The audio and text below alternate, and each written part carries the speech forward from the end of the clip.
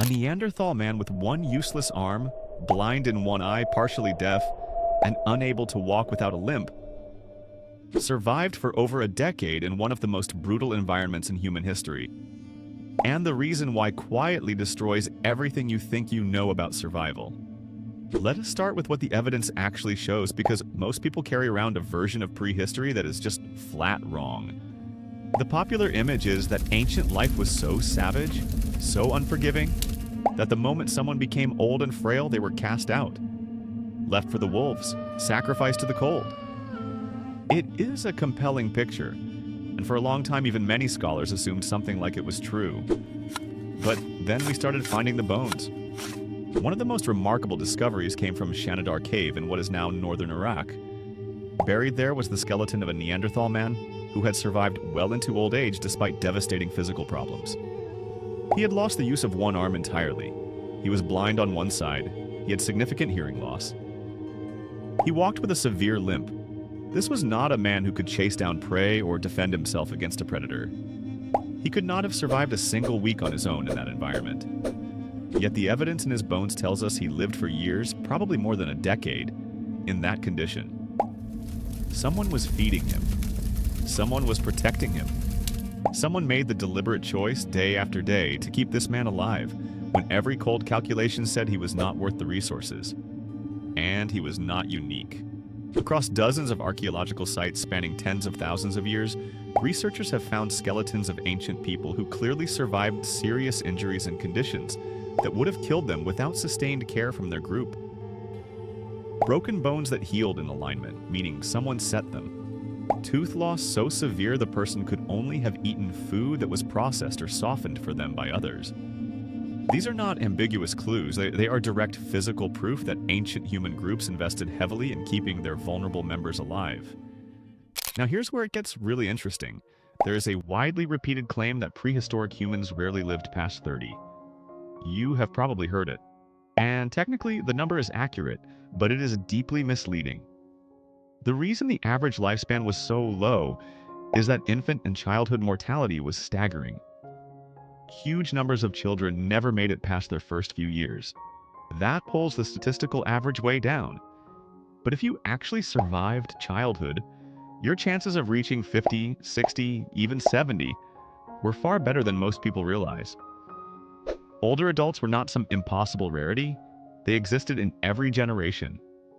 And here's the turning point. Around 30,000 years ago, the ratio of old to young in human populations shifted dramatically. Anthropologists Rachel Caspari and Caspari Lee conducted research examining the dental wear patterns of ancient remains to estimate the ages at death, and they discovered something striking. The proportion of individuals surviving to old age increased roughly fivefold compared to earlier populations. 5 times more grandparents, seemingly overnight in evolutionary terms. And what happened at almost exactly the same moment in the archaeological record? An explosion. Sophisticated cave paintings. Complex multi-part tools. Jewelry and ornaments suggesting symbolic thinking.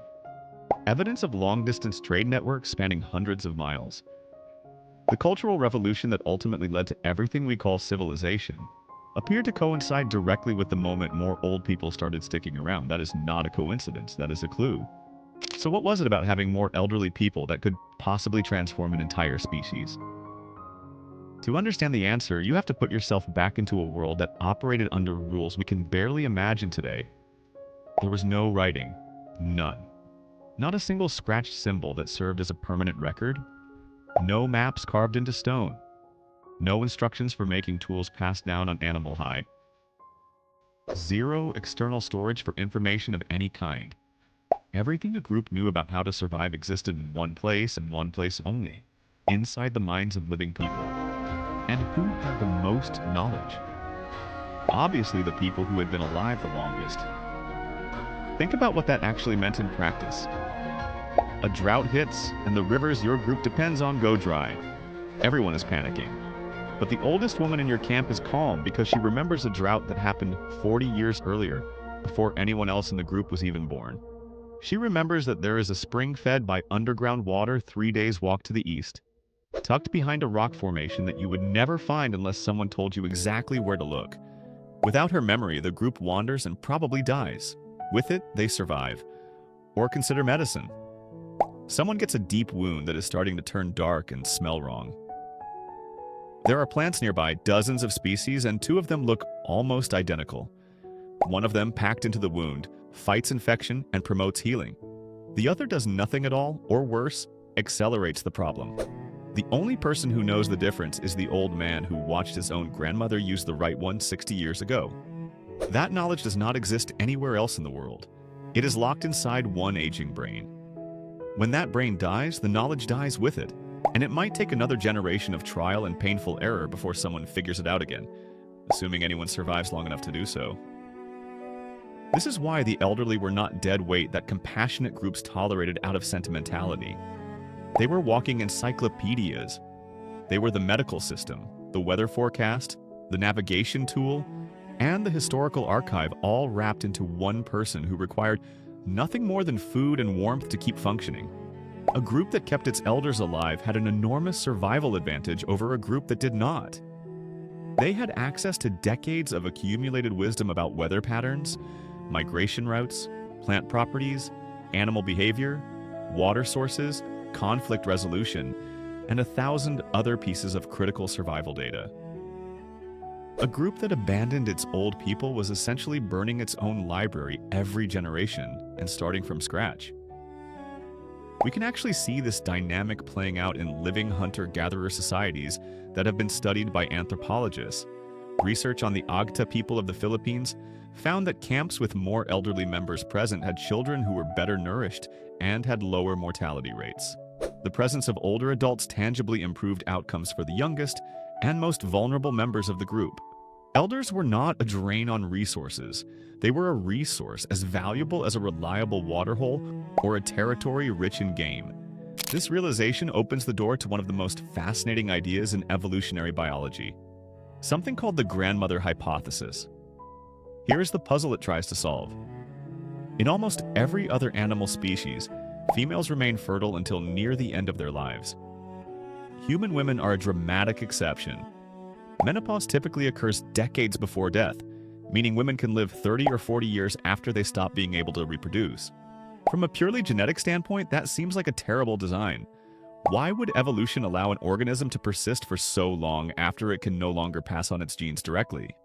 The answer came partly from observations of the Hadza people in Tanzania. Researchers noticed something unexpected. Among the most productive food gatherers in the entire community were postmenopausal grandmothers. These older women worked incredibly hard, often outpacing younger women in the amount of food they brought back. And they directed most of that food not to themselves, but to their grandchildren. The implications are profound. A grandmother who stops having her own children but invests her energy in keeping her grandchildren alive and healthy allows her daughters to have more children sooner. She is not reproducing directly, but she is dramatically increasing the survival chances of children who carry her genes. The longer she lives, the more grandchildren benefit, which means the genetic tendency toward a long post-reproductive lifespan gets reinforced generation after generation. Evolution may have actively selected for longevity precisely because old people were so useful to the survival of the group. Let that sink in for a moment. The very fact that humans live so long compared to other primates, the fact that we have this extended period of old age at all, may exist because our ancestors recognized the value of their elders and kept them alive. Aging is not a flaw in human biology. It might be one of its greatest features, sculpted over hundreds of thousands of years by the survival advantage that experienced old people provided. And the care ran deeper than just practical calculation. Back at Shanidar cave, researchers found heavy concentrations of flower pollen around one of the burial sites, which led to a famous and still debated theory that the dead were buried with flowers, suggesting mourning rituals, emotional attachment, even something we might call reverence. Whether or not that specific interpretation holds up, the broader pattern is undeniable. Ancient humans did not treat their elderly and disabled as disposable. They treated them as people worth protecting, worth feeding, worth grieving when they were gone. So here is where the story takes its most uncomfortable turn. For essentially the entire duration of our existence as a species, the oldest members of a group held the highest practical value. Young people gathered around elders not out of obligation, but out of genuine need. The old were the ones who knew things nobody else knew, things that could save your life. Their status was not ceremonial. It was earned by the simple fact that they held irreplaceable information. Now think about what happened when we invented writing. Suddenly, knowledge could exist outside of a person. It could be scratched onto clay, inked onto paper, stored in books that lasted centuries. The elder who remembered the drought was now competing with a written record that never forgot anything and never died. Then came printed books, then radio, then television, then the internet. Each wave moved knowledge further from individual human memory and into external systems accessible to everyone. And just like that, the fundamental equation that had governed human social structure for 1,000,000 years quietly inverted. Today, the oldest person in your family is often the one who calls the youngest to ask for help with the phone, with the computer, with the streaming service, with basically anything involving the technology that now mediates daily life. The direction of essential knowledge has completely flipped within roughly 2 generations.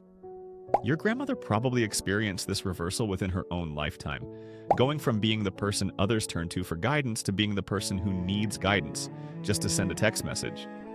We did not do this on purpose. Nobody sat down and decided to make old people irrelevant.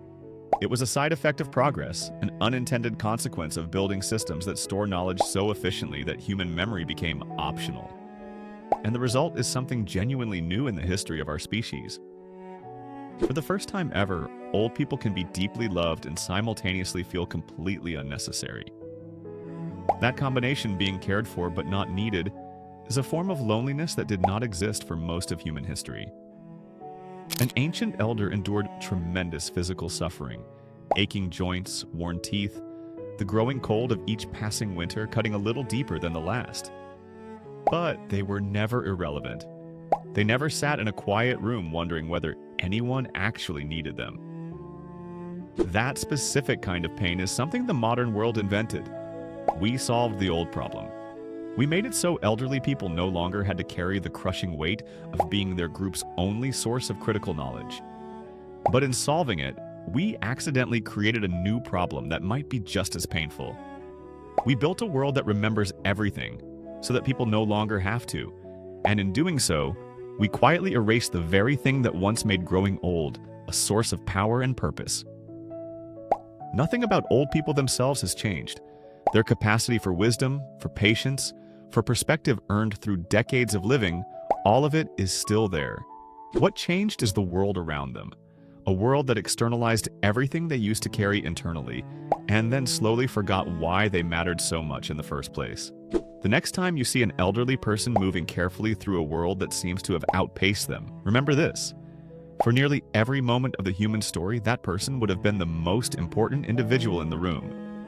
The one everyone gathered around. The one whose memories meant the difference between life and death when the winter turned harsh. We owe our existence to the fact that our ancestors understood that. The question worth sitting with is whether we still do.